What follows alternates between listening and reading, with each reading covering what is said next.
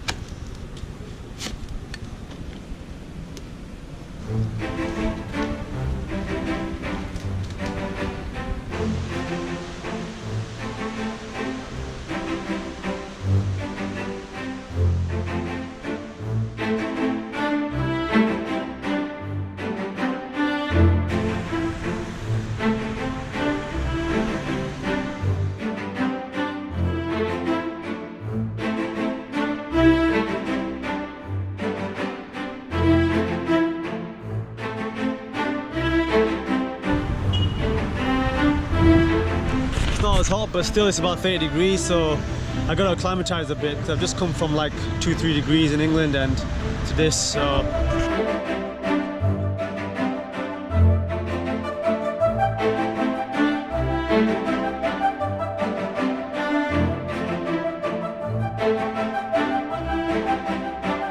it's like a hot summer's day towards the end of November. It's quite pleasant, I gotta say. But so I'm making my way now down to Abu Dhabi. I want to see the Grand Mosque.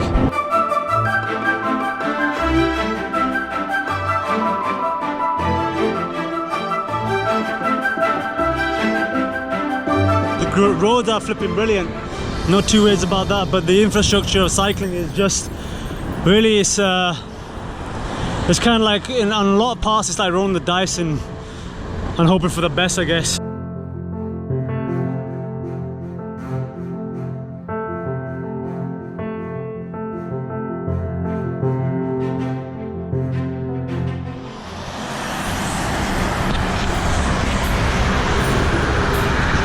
Okay, so I've come across a bit of a roadblock here. Let me show you what I mean. I'm supposed to be going on this back road over here, but all this block part here is blocked. But it's a free part or something, which means I've got to get on the Sheikh Zayed Road highway for maybe about a mile or two. It's gonna be sketchy, but I might get arrested, but I've no other option really, I guess. Just gonna give it a shot and see how it goes. So I don't get killed. Oh shit, man! What the hell have I signed up? What the hell have I signed up for? I didn't think it would be this hard getting to Abu Dhabi. Okay, so after much deliberation, I had to eventually abandon my attempt to cycle from Dubai to Abu Dhabi. It's just not possible. Okay, so it's a beautiful morning here in Al Qudra bike pass. Stayed here last time when I was cycling around the world, but I stayed just on this corner over here, just on this nice little carpet beside the mosque. Read my prayers, get some breakfast, and then we'll hit the road heading towards Al Ain.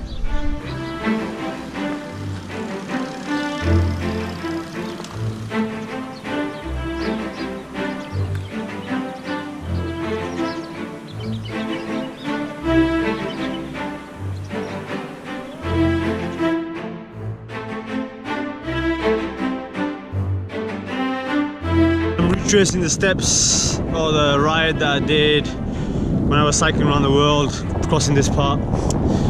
I'm on the Al Qudra bike path, and I have to say I wish to implement this path. I wish to implement this path throughout Dubai, not just relegated to the desert over here. Particularly, I wish there was going to where I was going yesterday to Abu Dhabi, but it was just impossible to get to that place on a bicycle.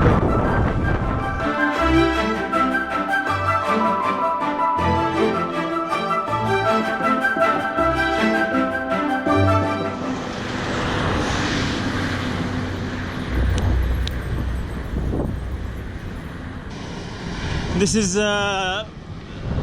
rolling roads all the way to Al Ain. So one of the reasons I came here, because of this sound.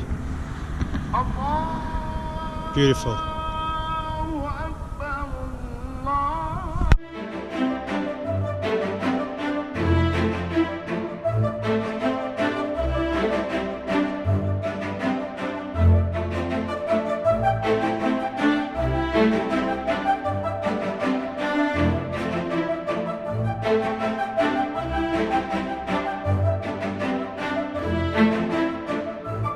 We're in the municipality of Al Ain.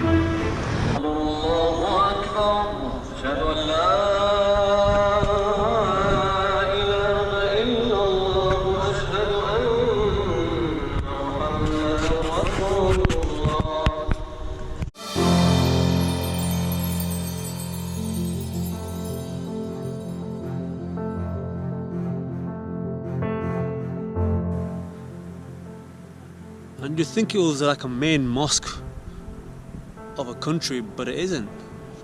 It's just a regular mosque here. I've been stood at this roundabout for like 10 minutes. I can't cross the bloody thing. And there's roundabout after roundabout here, and it's just so slow going because you can't share the road with these cars. I'm just kind of like still in Al Ain here, lounging about under the patio of this mosque. And then I will climb the big famous climb here, Jabal Hafid, when it gets cooler, around 3:30. In the meantime, got somebody keep me company here.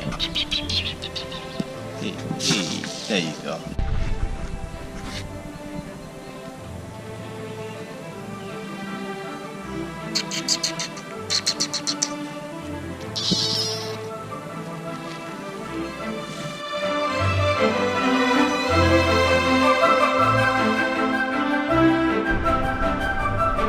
Okay, so I'm so glad to be out of Al Ain. That traffic was horrendous. The roundabouts, to get around the roundabouts, the worst I've ever come across any country, ever. But anyway, the good thing is the traffic's a hell of a lot less now. Given that I've come during the 3-day national holiday, but I also remember it being pretty bad last time, so this is the reason why I've come here. You can see the desert-like arid mountains. Glad to be out of the city. So relieved. It is. Okay, so you can see the climb is about to start there, and I'm gonna get my cycling shoes on. Now you might think, why am I not wearing my cycling shoes anyway? People don't have no concept of cyclists being on the road, so you're gonna have your foot on the floor at any given time, and clipping in and clipping out is just not gonna cut it going through our lane. Just some safety advice. So I'm gonna get up here. Now that the roads are empty or empty-ish, I feel a lot safer getting these back on, my usual shoes. Okay, let's do this.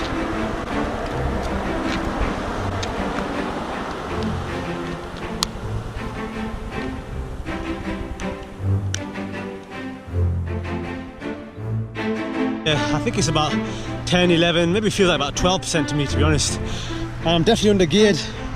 For the cycle techie guys, they'll understand this term, but I'm on 39 at the front and 29 at the back with this luggage.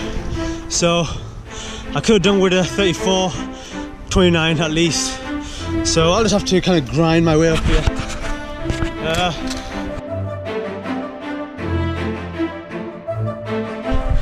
I live for these mountains. Oh man. So you can see here, it's going to kick up again.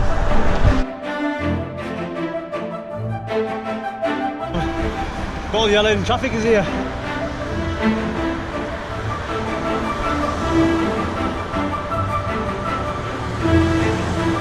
It's national holiday, so everybody's going to the top travel picnic.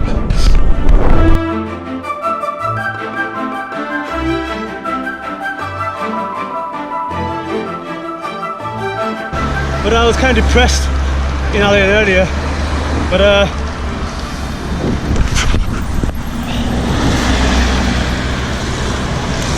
hills make me happy. On my easiest gear, I'm grinding like a bitch. Sorry about the language, but you gotta understand, man, that I'm really craving a 34 ring on there instead of that 39. Luckily I have a 29 at the back. If I had a 25 or something like that, it's game over.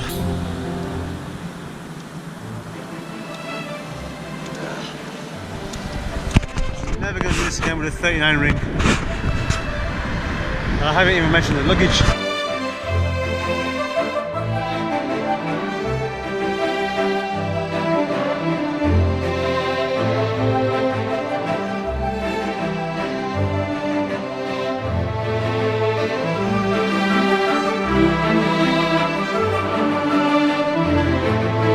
You know, it's one of those climbs that you have to time well.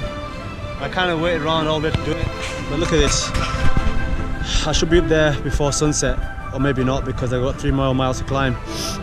But look at the way the shadows hit the arid landscape there. This is why I sat around in Al Ain timing it for this moment.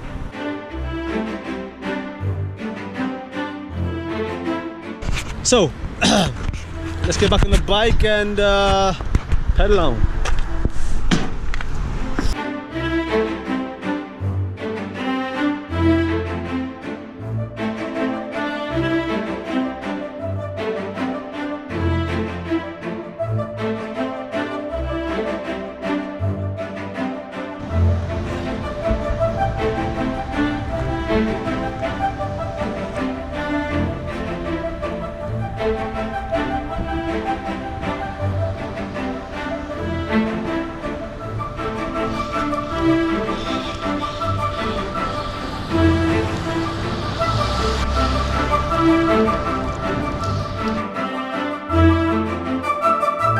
And I believe that is the top over there. It's got to be.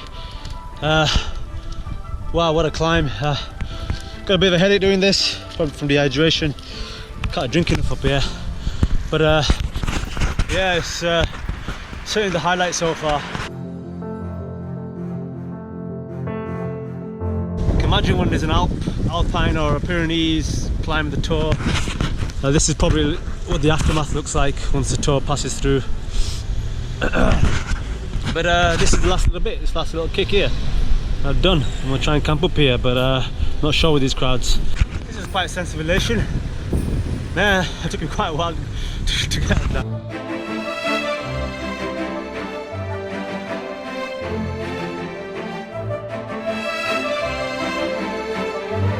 Oh man, this is the top of her feet, and all of Dubai has turned up. The Emirates, should I say? Check this out.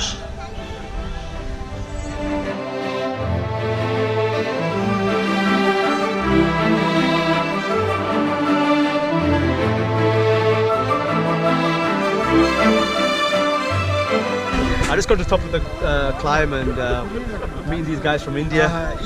And Hey, how are you? Yo squad. This is Imran. they're from probably one of my favorite countries in the world. When I went around India, and the biggest lessons learned. He has a very fantastic channel on YouTube. So make sure you do everything at the same time and just follow him. Alright? This guy should be on Bollywood, man. What the hell are you doing here? I can't see myself camping up here. I said most people have got time off work, so come to the mountain here, and I just come at the wrong time, I guess. I'm about 700 meters altitude here, and those lights there, if you just follow that line, that's basically down there's Oman, and the rest of that is the Emirates. So we'll get back on the bike and enjoy the descent. Okay, so well lit, the roads are beautiful.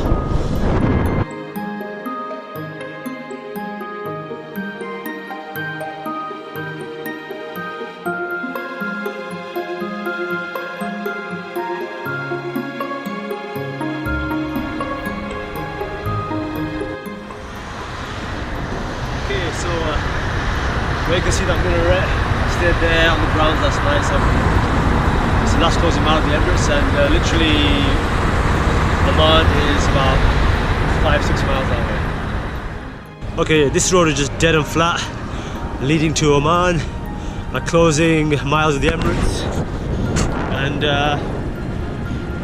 man, it's I'm looking forward to getting out of the Emirates, and this is the last of the Emirates. Oman is that way. I've had 4 parotas and 1 egg and 1 tea. That should keep me going for a good 50 miles at least.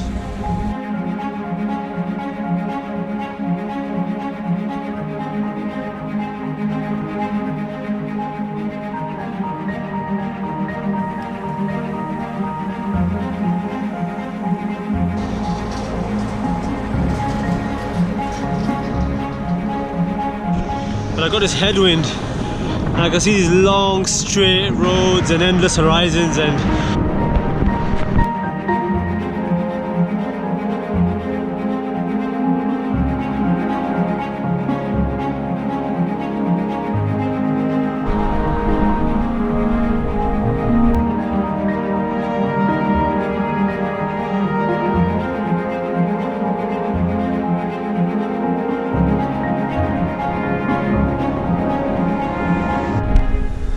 okay, so I'm just gonna take a bit of time out here. It's one of the first mosques I've seen in Oman for a little while. Just get out of the sun, give it a respite. From Dubai, Muscat, all the way. Muscat, 3 days. 3 days to Muscat, yeah. He must give me a lift to Muscat.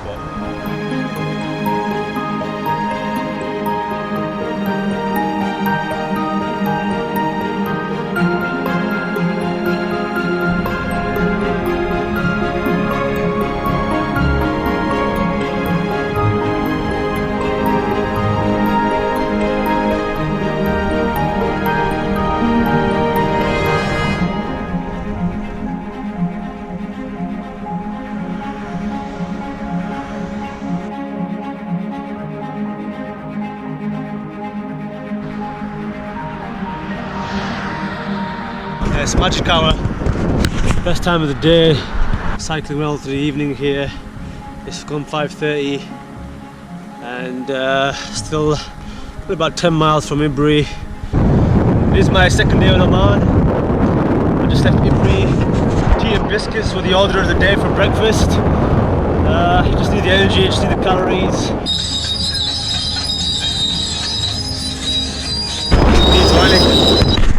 Let me show you exactly what. A bit of ancient treasure. Look at this. When was the last time you saw one of these? I bet the millennials don't even know what this is. But I wonder how much that's worth. Probably nothing.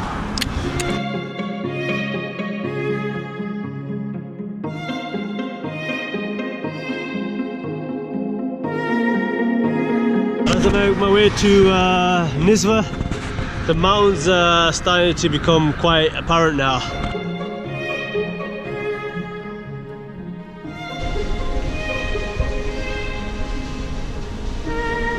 This is pure cycling energy. This, I mean, you can see here just up at this restaurant. Here we've got yogurt, chicken, and biryani. This is pure energy. So I've just got off the motorway there. I just went to get something to eat. Went to the mosque, and I've been invited by this kind gentleman here, and they're having a wedding celebration. Somebody's been married here, and I'm just going back to that house there for some dinner. This is the Omani hospitality. You won't get this in the Emirates, right? And this is somebody's living room, right? Yeah, right. And there's the feast. Wow.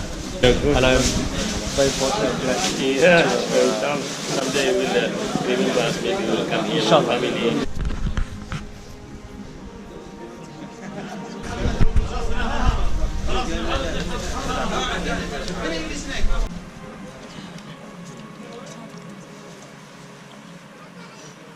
ايش ديزرت. بعدين طلعت على الزمن خطير تبقى شو. So just this amazing Omani hospitality. Never forget this time. I've got enough calories now to get down to Salalah, which is probably about 600 miles away from here. But anyway, look, you know, this is only a short tour. This probably about 6 or 7 days. And although it's not Omani summer, it being December, it certainly feels like a very hot British summer's day. And there are some long stretches here, so if anything I thought I'd be losing weight, but I think it's the first time I'm doing any tour where I'm actually going to put on weight. I'm convinced, definitely with all I've eaten there, with the cheesecakes and the sweets and the meat, and, which is truly a first.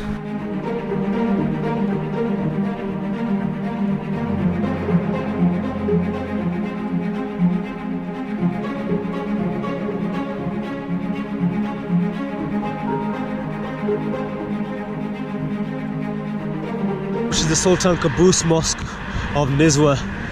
My goodness, the size of that is unbelievable. I could see it for miles before I got to it.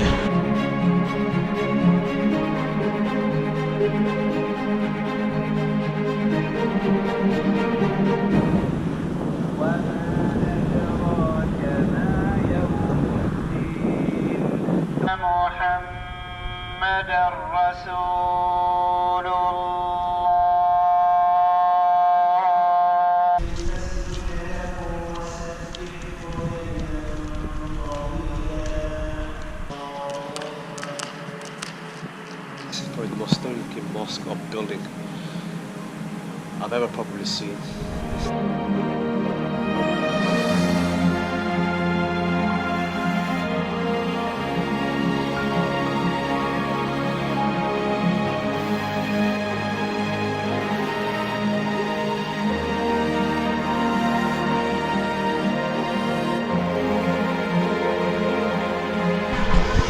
Oh, careful lad.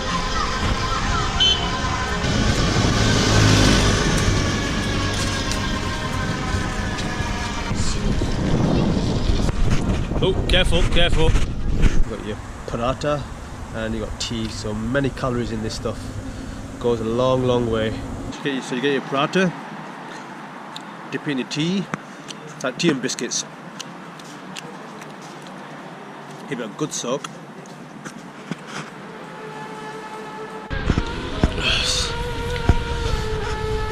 That's how you chill, man. That is how you chill.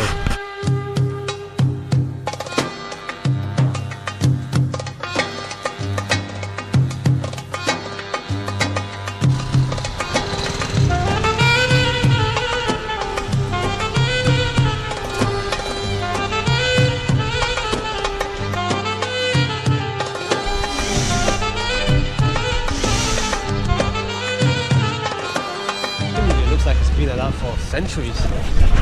It really is like going back in time.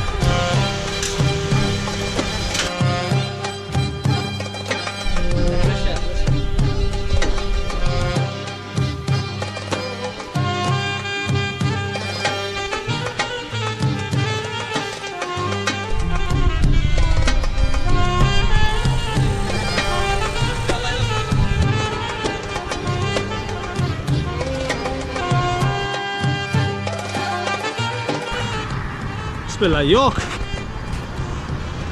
minus the mountains.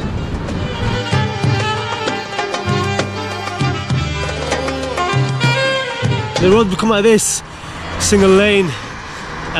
You get really nervous. I mean, but the only problem is I see so many people talking on the phones while driving, and I don't know what the law is against that here. I guess it doesn't matter what the law is, people do it all the time anyway.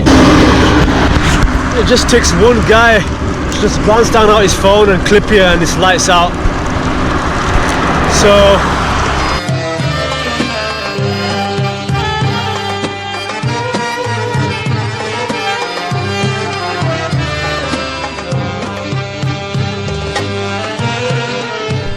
okay, so Oman just gets better and better.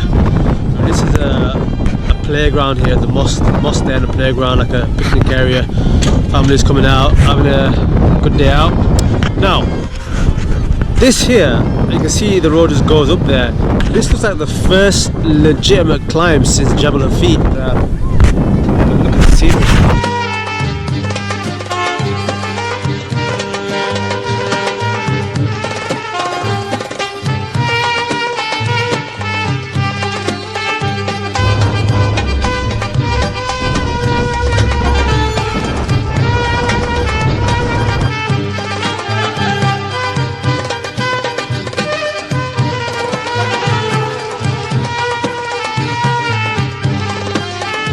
Where we're heading. Let's get ready to climb.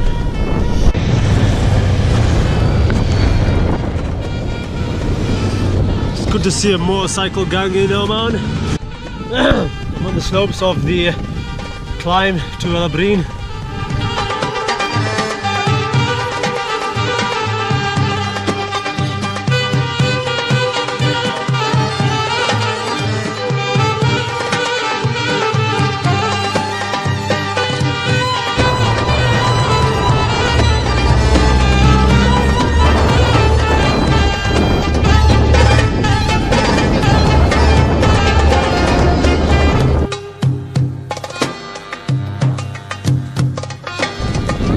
So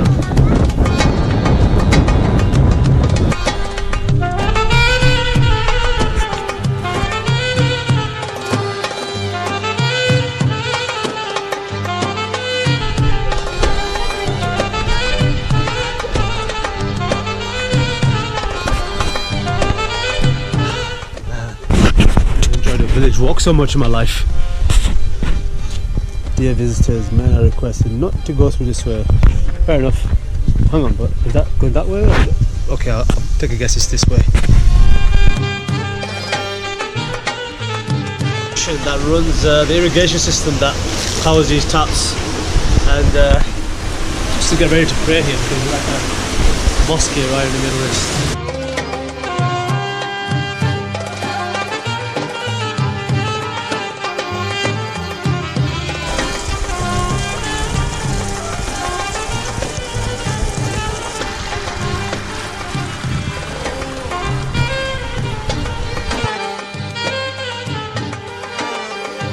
This irrigation system that runs throughout this village is just ingenious, and it's been here for centuries.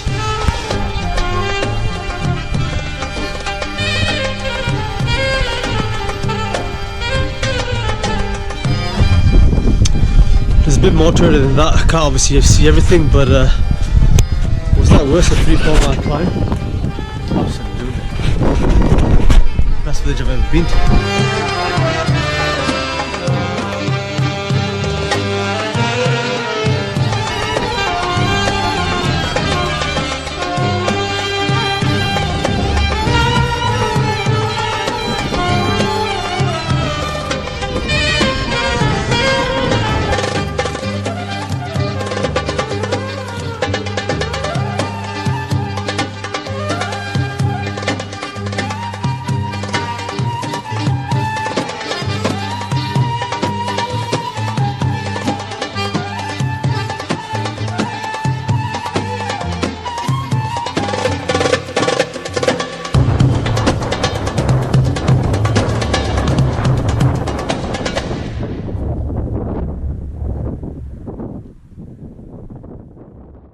This is going to be my one true night ride here in Oman. As I'm going to 14-15 miles up this climb where there's a camp spot overlooking a canyon. That's where I hope to stay tonight. Hopefully on the other side we're going to see the most amazing canyon at sunrise. Don't look like a good sign. Damn, this road kicks up. Shit, and I'm flipping on. And I'm so undergeared here.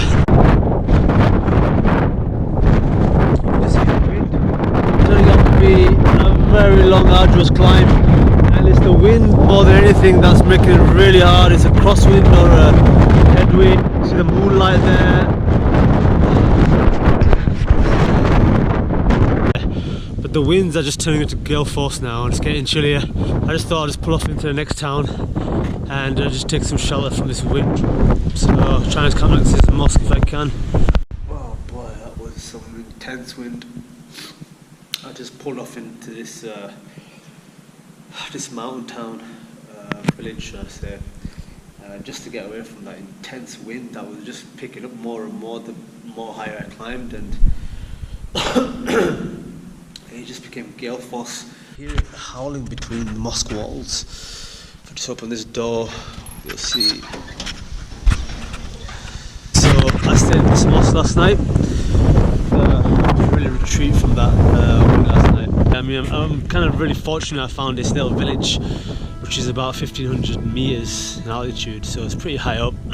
Like about 500-600 meters short, but that wind just got the better of me really, I guess. So now I'm just going to carry on climbing.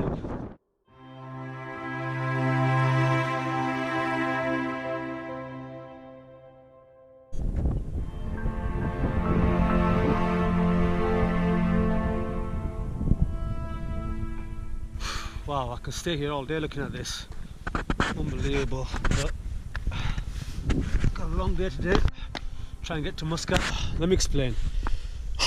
Right, I've got a 39 ring on here and 29 at the back. Now the back is not an issue, but the front is, because for these kind of climbs, and by no stretch of the imagination is this an easy climb. But I have done a lot harder than this on a much heavier setup. But because I had the sufficient gearing, it makes life a lot, well, easier anyway. One thing I've learned for sure is that never to do a mountain climb on this gearing ever again. So, but so far this bike has held up pretty well. Well impressed with this bike. Oh my goodness, so high up now. And also German hospitality as well. Oh, thank you so much. Look at this. I'm getting a nice little snack. Thank you so much, sir. You're from Germany, right? Yeah. Thank you so much. Well, oh man. Oh, as I say here, shukran. God bless you.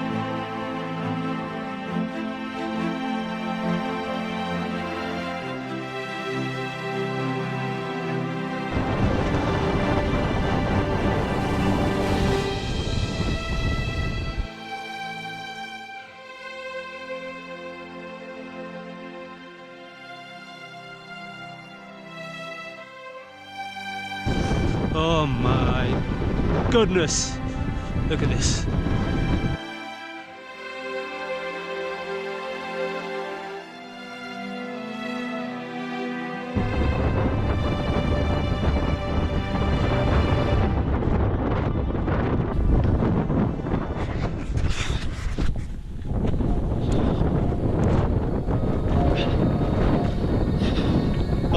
goodness. Look at this view, it's insane. Oh man.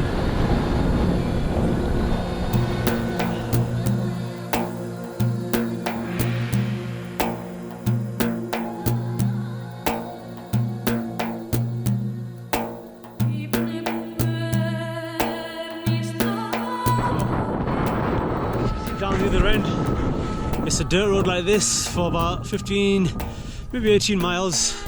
I just hope these wheels will hold true and handle this. It's very cold up there and I've got to get out of the wind because I'm freezing up here.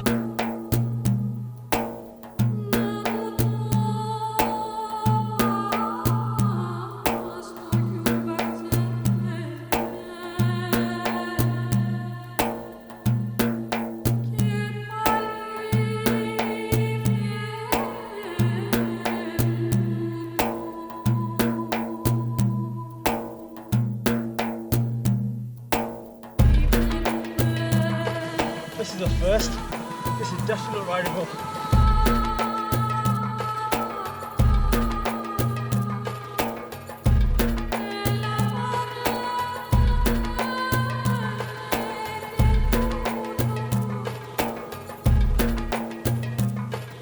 Some sections I have to walk, obviously. Other times I can ride, but I see that road is. I don't know if you can see that car coming up. That is steep. So stuff like that I gotta walk down because it's very, very sandy as well, or dusty I mean, so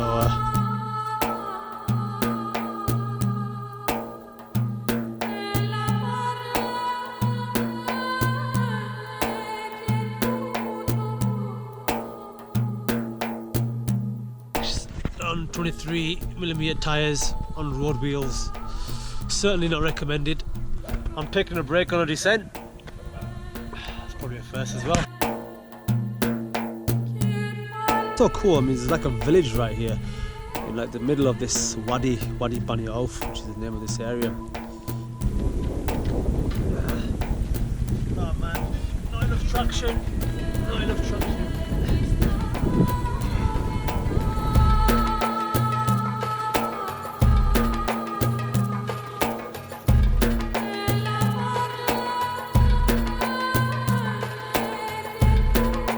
And this is just the reason why I have to walk down some of these sections, because this is like thick, powdery, soft dirt road here. I mean, look at my shoes. Look at this. Yeah, I mean, so just go like that.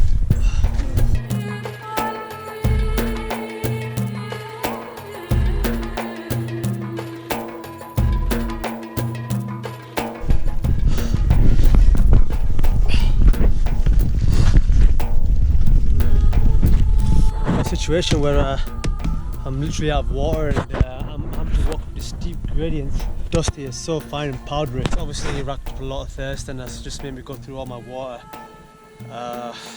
really fast. And now I've got no water already, and I don't know if there's any villages on the way, and I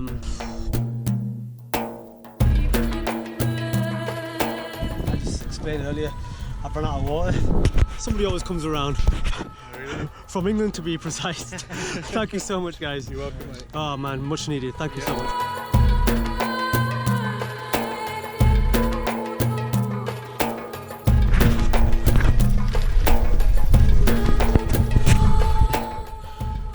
The road's starting to kick up again. Whew. Jeez. It's gonna be one hard day. Yeah, hardest descent in the history of my cycling anyway for me. But my average speed is walking pace. Start.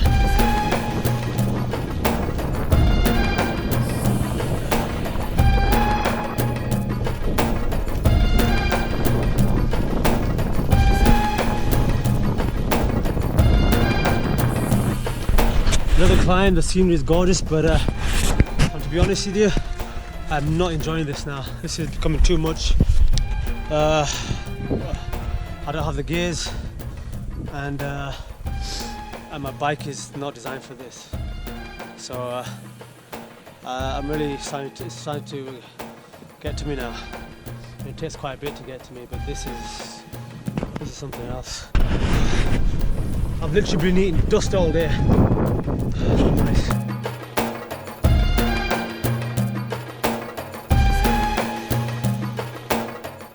I'll throw in a towel and that's it with me. I'm just gonna get this lift and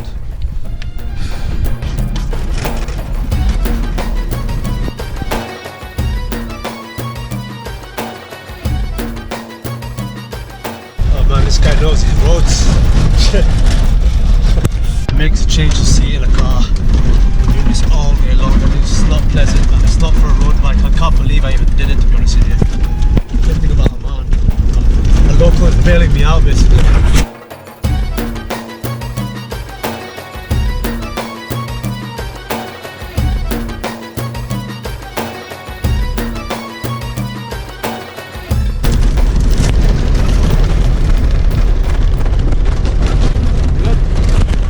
Shukran.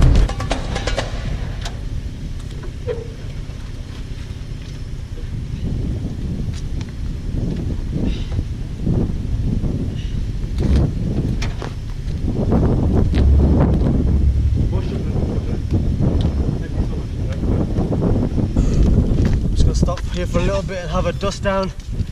My bike is caked in dust as well as myself.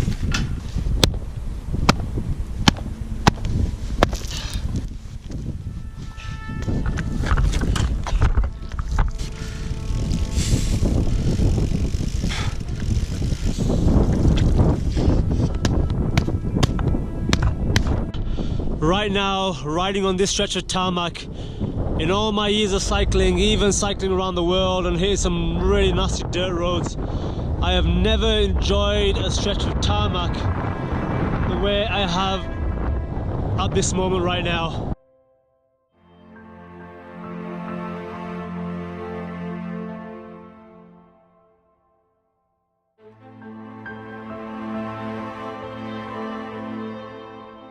These brothers invited me. I'm their guest tonight. Alhamdulillah, this is how the Omanis chill basically. I'm here with brother Ahmed, who I met at the town called, what's the name of the town?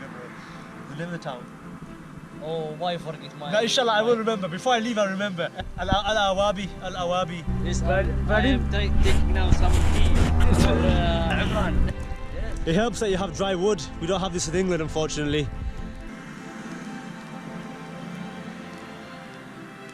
Ahmed.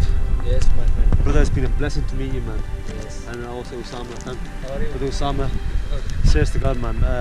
This is Omani hospitality at its finest. You don't do this in the summer, right? You don't do this in the summer. Yes, in summer. In summer too? Yes. It's a normal activity here then, I guess.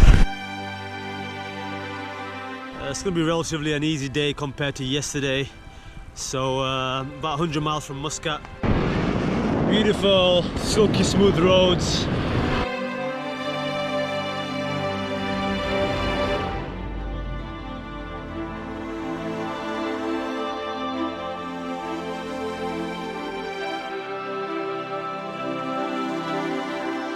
What I'm going to do is I'm going to stop at that mosque, and it's always a great place to top up on water. It's called Sale of Food Stuff.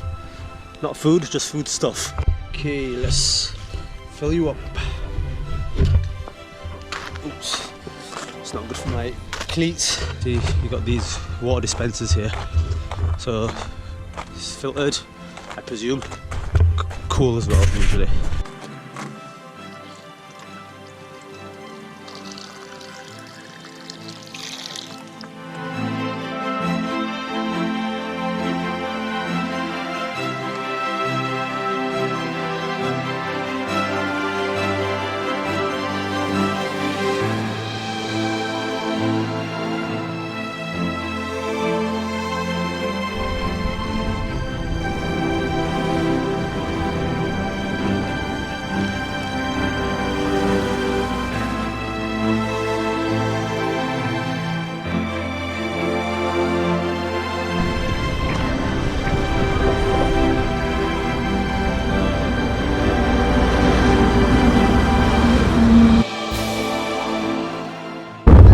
Almost close.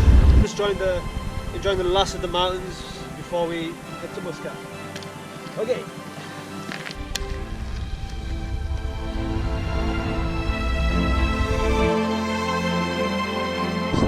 little back road here. It's been quiet, first time I've seen it quiet for a while.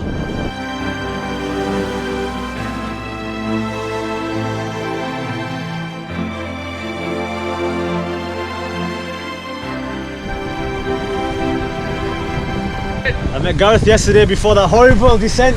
Gareth, you alright? How did it go? Oh, I'm not well, man. Not well. But this is the final climb now. So you can see how the road goes up there. If you can just see the barrier line there.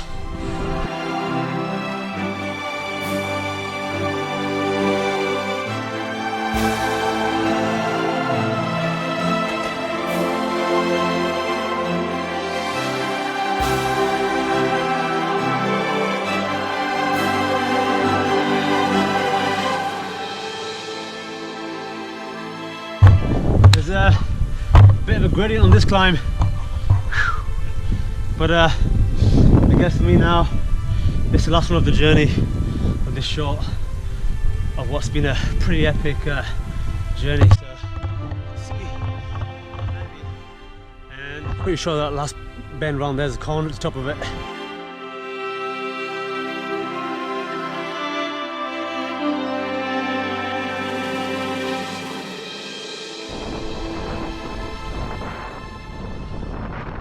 That was some descent, nice and twisty with a couple of little uphill sprints.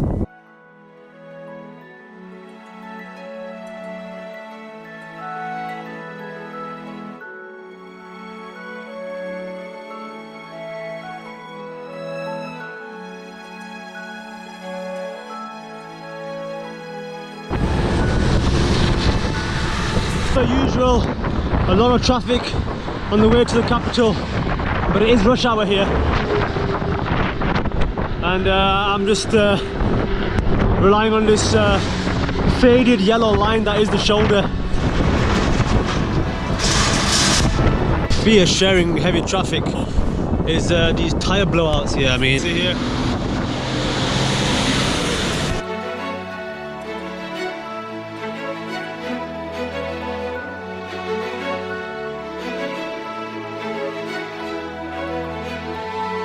I'm actually feeling a bit under the weather from breathing a lot of dust.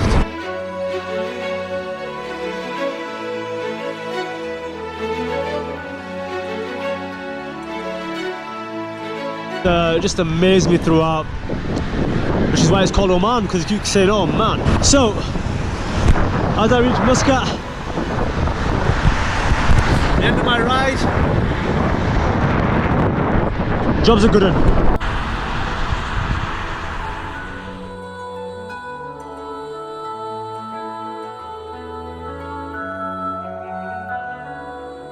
Sultan Qaboos Grand Mosque in Muscat.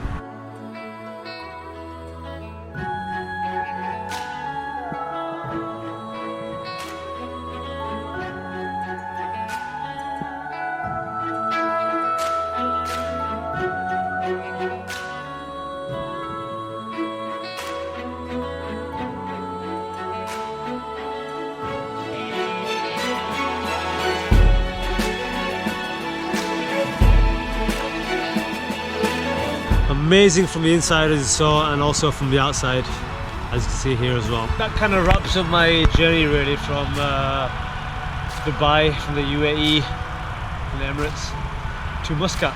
Great to see some places that I didn't see the last time, like such as Nizwa. It was a good one, and I hope you enjoyed. Hope you enjoyed it as much as I did.